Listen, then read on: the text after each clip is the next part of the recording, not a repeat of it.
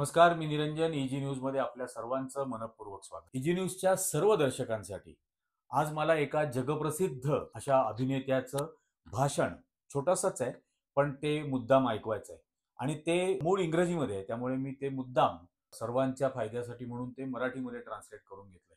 या भाषणाचा संदर्भ, भाषण ऐकत असताना त्याचा संदर्भाचा विचार तुमच्या मनामध्ये तुम्ही करा आणि हे ज्यावेळेला भाषण पूर्ण होईल त्यावेळेला मी सर्वच संदर्भ हा सांगेन, कोणाचं हे भाषण आहे, कुठल्या प्रसंगामध्ये हे भाषण केलेलं आहे वगैरे. तर तो काय म्हणाला हे मुद्दाम मी आता सांगतो. वाईट माणसांचा अभ्यास करण्यात खूप वेळ मी घालवलाय. मी त्यांची वैशिष्ट्ये, त्यांचे आचार व्यवहार आणि त्यांच्या क्रौर्याची निरर्थकता जवळून पाहिली आहे. पण याच्यामध्ये काहीतरी वेगळंच आहे. हा माणूस या सगळ्या गोष्टींपेक्षा बराच वेगळा आहे.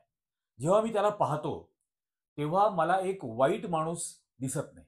खरंच मला एक अत्यंत दुष्ट माणूस दिसतो.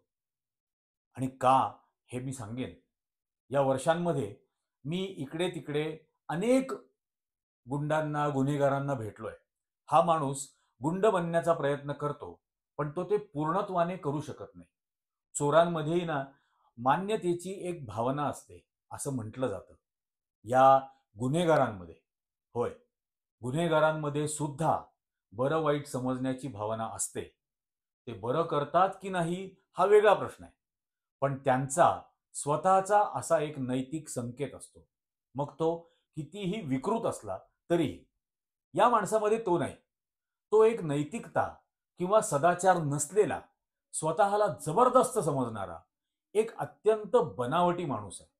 त्याला बरं वाईट कळत नाही. त्याला स्वतःशिवाय कोणाचीच पर्वा नाही. हे अगदी खरं आहे. ज्या लोकांना त्यानं नेतृत्व आणि संरक्षण द्यायचं होतं, ज्या लोकांबरोबर त्याने व्यवसाय केला, जे लोक त्याच्या मागे आंधळ्या आणि निष्ठेने उभी आहेत, जी लोक स्वतःला त्याचे मित्र समजतात, त्यांच्यापैकी कोणाचीही त्याला पर्वा अजिबात नाहीये. हे लक्षात ठेवा.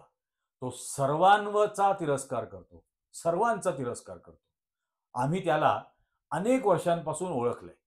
जेव्हा त्यानं आमच्या शहरांचं वातावरण विषाक्त केलं होतं आणि आमच्या शहराला, आमच्या गावांना त्याच्या अहंकाराच्या स्मारकांनी भरून टाकलं.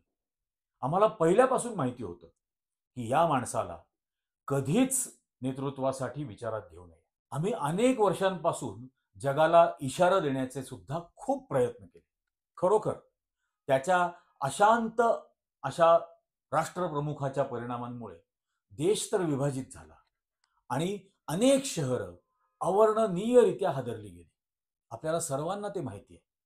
2020च्या सुरुवातीला जेव्हा जगभर एक विषाणू पसरला होता, तेव्हा आम्हाला कसा धक्का बसला ते आठवा.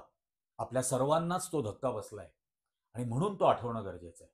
आपण राष्ट्रीय स्तरावरती या माणसाचं आडंबरपूर्ण वागणुकीबरोबर दररोज जगलो. आमचे शेजारी शवपेट्यांमध्ये तिरड्यांवरती जात असताना पाहून आपण सर्वजण दुःखी झालो. ज्या माणसानं या देशाचं रक्षण करायचं होतं, त्यानंच त्याची बेपर्वाई आणि आवेगामुळे तो देश धोक्यामध्ये आणला. हे खरं आहे, लक्षात ठेवा. हे एका छळणाऱ्या वडिलांसारखं होतं, जो भीती आणि हिंसेच्या वागणुकीने कुटुंबावरती राज्य करत असतो. आम्ही दिलेल्या इशाऱ्यांकडे दुर्लक्ष केल्याचा हा परिणाम होता. पुढच्या वेळी आम्हाला माहित आहे की परिस्थिती आणखीन वाईट होणार आहे. यापेक्षा कितीतरी वाईट परिस्थिती येणाऱ्या काळामध्ये येणार आहे. गफलत करू नका. 2-2 वेळेला केसेस, 4-4 वेळेला आरोप झालेला हा माणूस अजूनही एक अत्यंत मूर्ख माणूस आहे. पण आम्ही आमच्या सहकारी देशबांधवांना त्याला मूर्ख समजून टाळू देऊ शकत नाही. हे अजिबात करता कामा नये. दुष्टता ही नेहमी निर्लज्ज टिंगलटवाळीच्या सावलीमध्ये पोचली जाते. म्हणून आपण या माणसाच्या धोक्याकडे गंभीरपणाने पाहायला पाहिजे. अत्यंत गांभीर्याने बघायला हवं. म्हणून आज आम्ही आणखीन एक इशारा देतो.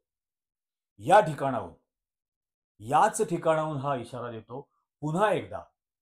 जे देशभर पसरलेल्या सर्व राज्य, सर्व शहरांच्या भागांना उद्देशून हा इशारा आम्ही देऊ पाहतोय.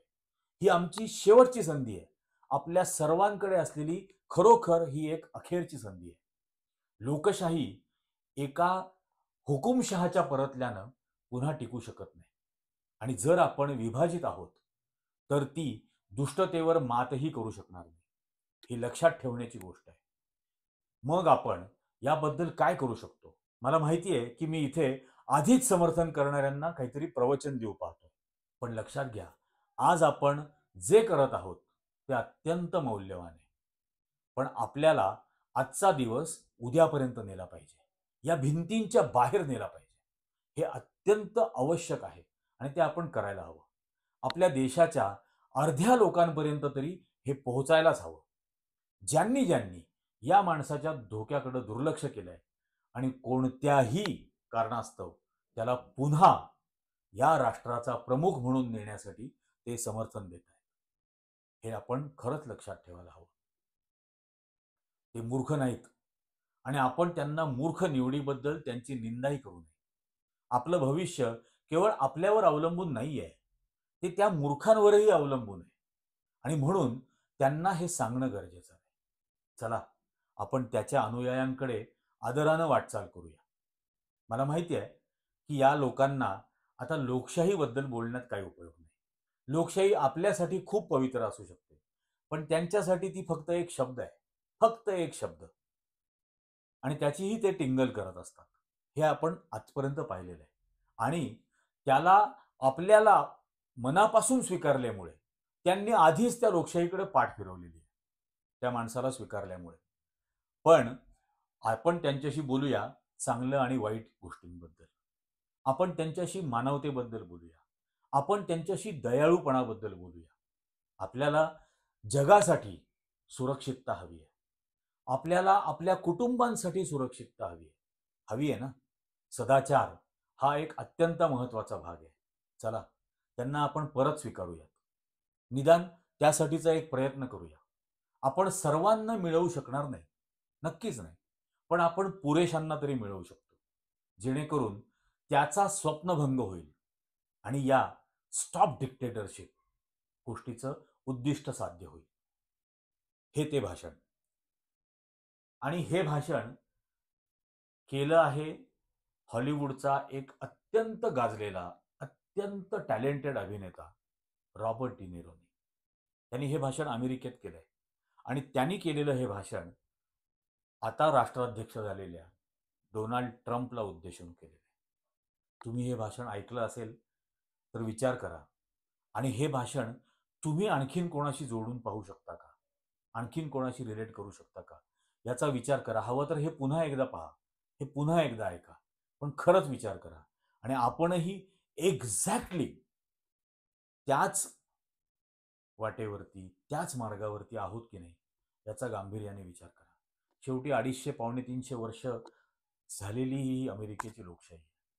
आणि त्यांनी खूप या लोकशाहीला समृद्ध करण्याचा गेल्या 250 वर्षांमध्ये प्रयत्न केलेला आहे. 75 वर्षाची लोकशाही असलेल्या या देशाने 250 वर्षाची लोकशाही असलेल्या देशाकडून काहीतरी तर शिकलं पाहिजे. आजच्या या इजी न्यूजच्या भागामध्ये इतकंच. पण इजी न्यूजचे व्हिडिओज जास्तीत जास्त जणांनी लाईक करा. जास्तीत जास्त जणांपर्यंत याची लिंक शेअर करा.